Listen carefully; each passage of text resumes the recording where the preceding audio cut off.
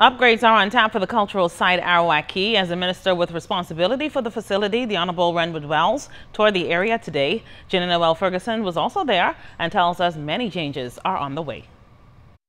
Despite budgetary constraints, the Minister of Agriculture and Marine Resources, Renwood Wells, says he plans to bring relief to many of the concerns regarding infrastructure at this site. I'm a little dissatisfied somewhat with the just the overall infrastructural conditions of what I see, but some of it is just normal wear and tear and lack of maintenance in a sense, and then some of it has to do actually with hurricane damage from Matthew that seems to have not been addressed, which to me is quite surprising.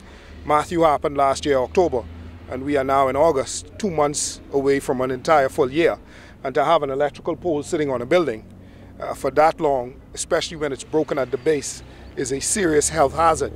Minister Wells toured the facility Friday along with other government officials, including Parliamentary Secretary Carlton Bowleg. Wells lamented that some of the structures at the site have fallen into a state of disrepair. That includes the paved areas, sidewalks, the heritage site and cultural stalls that he says needs to be addressed immediately. As for vendors that occupy Arawak, Wells was pleased that many of them have kept their lease agreements with government up to date. After the budget debate in which I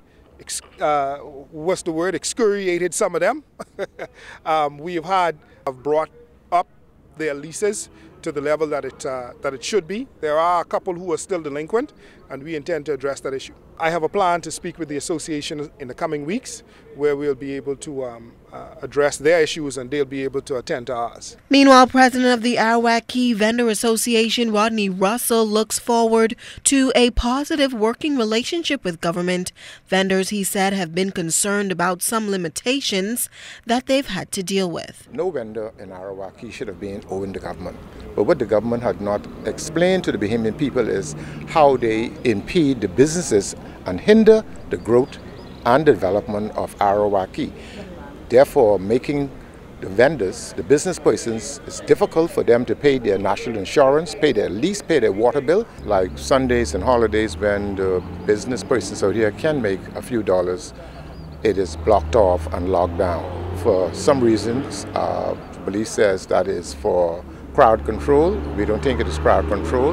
We think it is an impediment being put in place some years ago, some 8 years ago, and it is hindering the businesses of Arawak in the way that they are having problems paying their bills to the relevant government agencies because of this impediment.